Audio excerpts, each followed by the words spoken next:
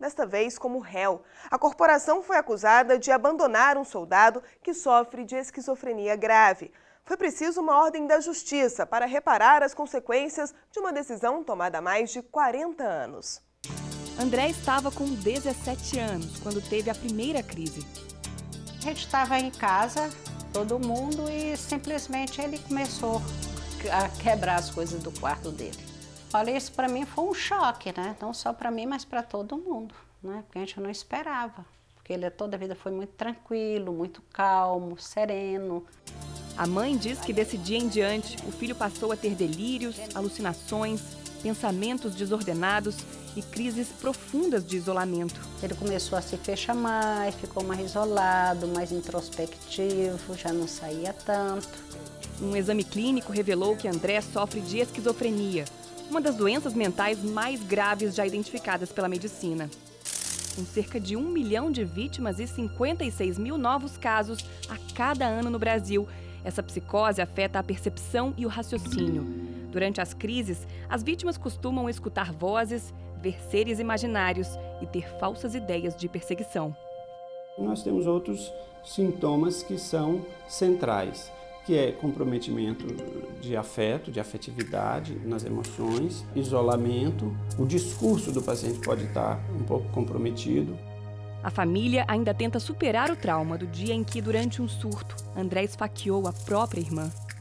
Na época ele me relatou que tinha aparecido uma pessoa na televisão mandando para ele tirar o espírito dela. Foi 8 ou 9 facadas.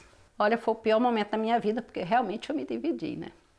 Entre uma filha que estava entre a vida e a morte e entre ele. Que apesar de todas as crises, de tudo, eu nunca deixei e jamais deixarei meu filho. Jamais.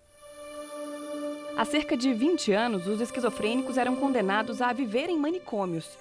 Hoje, graças aos remédios e às sessões de psicoterapia, pessoas como André passam longos períodos livres dos surtos e longe dos hospitais psiquiátricos. A medicina ainda não decifrou a doença por completo, mas entre as certezas está a de que a esquizofrenia é genética e pode ser deflagrada por fatores externos, como infecções graves, traumas afetivos ou o uso de drogas.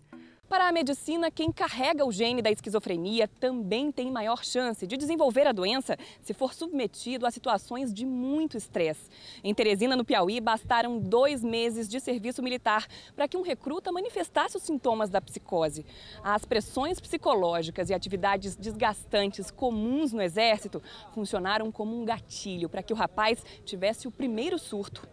A vida militar é uma vida rígida, com regras muito bem delimitadas. Uma situação onde há menos flexibilidade, claro que pode favorecer o desencadeamento de um quadro.